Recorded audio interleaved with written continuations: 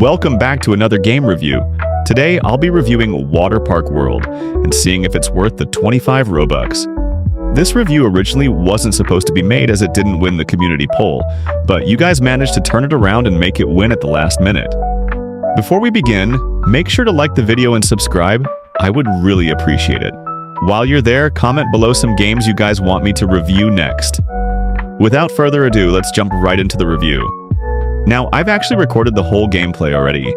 However, the footage was extremely laggy and it just wasn't watchable. So I will be re-recording this video, making a water park, taking inspiration from Typhoon Lagoon in Florida. Furthermore, I have actually played this game before. As you can see, 1,000 days ago. We'll be going back to see some of my old water parks near the end of the video. For now, let's create a new park. After loading into the game, there was a quick tutorial, which had me placing down a pool and a diving board, collecting money from that pool and learning how to restock stalls. You see, in this game, you are required to stock up your stalls in order to sell things. This game also contains a research system where you spend gems to unlock new items. But because I've already played this game before, I have already unlocked everything. Once I finished the tutorial, I got started on the entrance of the park, proceeding into a square-shaped path around the pool, similar to the one in Typhoon Lagoon. I then made a rough outline for where the sandy areas were going to go, and then finally adding the pool into the middle. Normally, there is a long and winding road of water that surrounds the park, where you are able to gently float on it and see the park, but this game unfortunately doesn't have a ride that allows you to do so, which I think it's something that they should 100% add.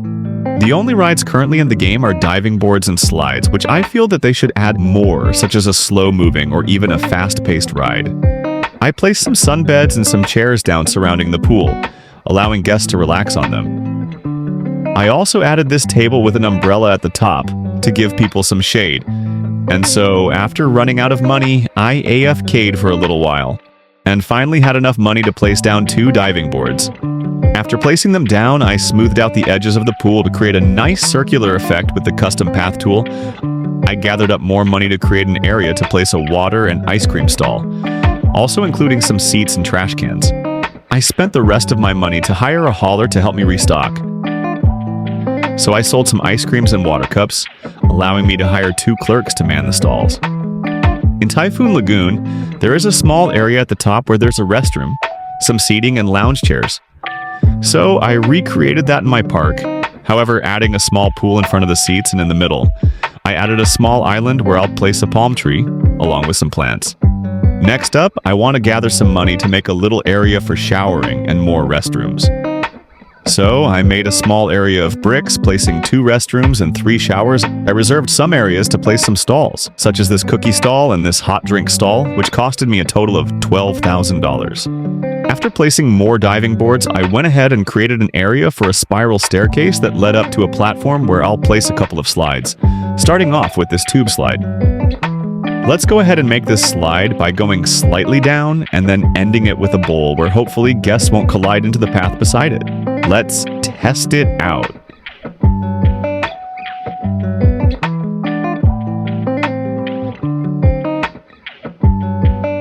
After seeing that it's safe, I went ahead and opened up the slide to the public, and so many guests were so excited to ride it.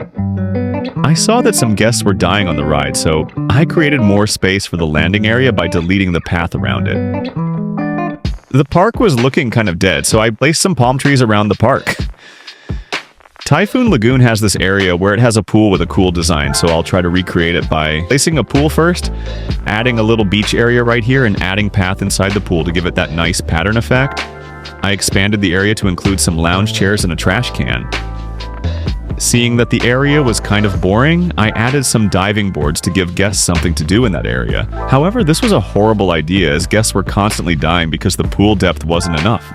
However, I didn't have the money to fix it, so I just had to let guests die until I had enough money. Only then I increased the depth of the pool. I also added more seating on the beach after seeing it looked kind of bare. At this point, I thought that my park was actually done. My park only had a rating of 2.5 stars, and I really wanted to try to get to the full 5 stars. So I created yet another area for a pool, and I wanted to create those slides where they have 3 of them right beside each other, so that's what I did. creating the first slide and then placing the water into the pool, and this is what the final result turned out to be.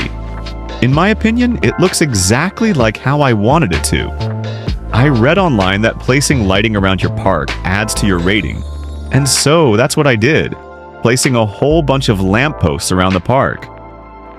With that, I think my park is done. I didn't explore a lot of the props in the game or the trapdoor slide, but I think that my park is already complete. Well then, let's check out some of my older parks. This park named Shadow Water was last played 1,244 days ago. Let's check it out! After loading it in, so many memories rushed back to me when I last played this 4 years ago.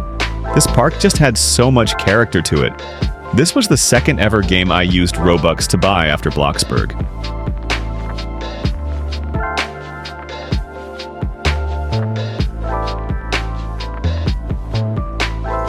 Look at this. This pool had an extra part just because the original pool would normally kill the guests if they rode this slide. I made so many random things like a whole tower for showering, this random house, and this jungle-themed seating area. I wanted to trace this long green slide to start so I could ride it because it's so long, and I think it covers the entirety of the park. On the way, I saw the mountain that I built, which contained a long slide that went through it with crystals surrounding it.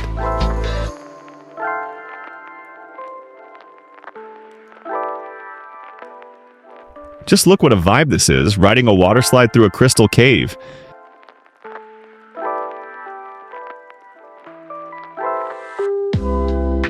And at the end, we got some airtime. I went to find the green slide once again, seeing that it was in this cool winter area. I completely forgot that you could do this. You can actually jump from a diving board onto a slide. This was such a great experience because I remember every part of this water park, how I would spend hours every day working on my park after school. But at some point, I think I got fairly bored of the game because there wasn't much I could do. Even if I made another park, there wasn't much new things I could do, as you could see later in my next park. Speaking of which, let's head over there now, because I think we are done with covering this park. We'll head over to Mountain Slide, and as you can see, I worked on this for a while, then shortly gave up.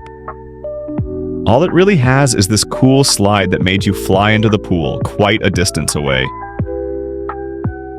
Well, I think it's finally time to head to the rankings.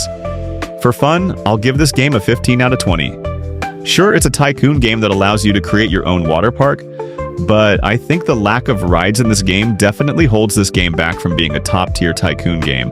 But the wide variety of slides, stalls, and props definitely gives some room for creativity.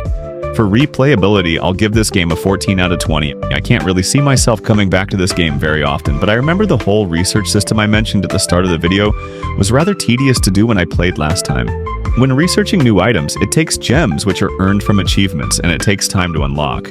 For some, maybe that system will get them to keep coming back to the game. For how easy the game is to play, I'll give it an 18 out of 20. It's definitely not the hardest game in the world, with a nice and short tutorial to help you with the basics. For graphics, it's an average Roblox game, so I'll be giving it a simple 15 out of 20. For interfaces and GUI, they are simple, clean, and nice, also giving a nice cartoony effect which doesn't confuse players too much, granting it a 19 out of 20. In total, this game receives an 81 out of 100, putting it at a tie with Project Flight at 4th place.